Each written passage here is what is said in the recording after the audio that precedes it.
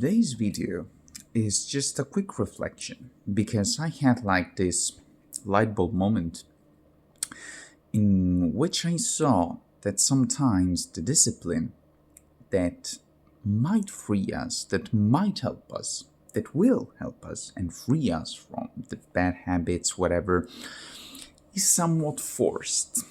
I mean, everybody knows that needs to create good habits and needs to be disciplined to better his or her life or its life.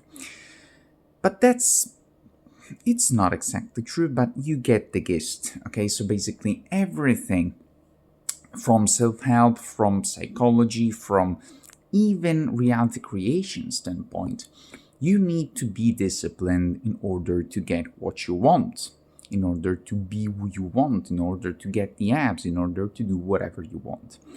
And we know also that this discipline comes naturally when you're aligned with your goal, when you embody, when you see that action not as something that is somewhat forced upon you.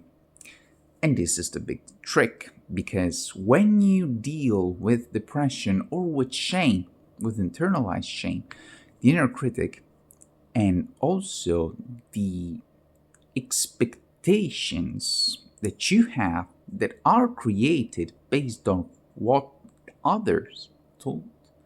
So you have to be disciplined. Going to the gym is the only way to lose weight, or get the abs, or get the guy, or whatever.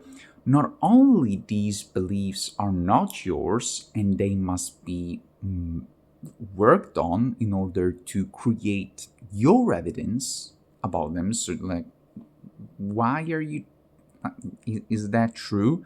So not only we have to work on that, and this is a very big part of it, but it's also very important not to use that discipline at our disadvantage, because the inner critic, which is this parent or caregiver or authority that was created when you were maturing, when you were a child and had some kind of repressive or traumatic or like not, I would say, not embodied, okay, surroundings, not aligned with you, it tries to use it at its advantage because it basically wants to keep the shame, the internalized shame wants to perpetuate itself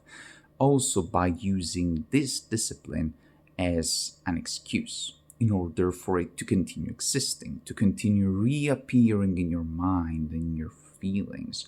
So, oh, you didn't go to the gym today, you son of a bitch, and basically it restarts over. So not only we must be aware that these are old patterns, these are old entities, the old you, whatever, how the hell you want to call it, the old man, the old self, whatever. But these are things that want to exist, so they want you to not recognize them as something separate, something old, something that can be changed, or even just programs, but as you.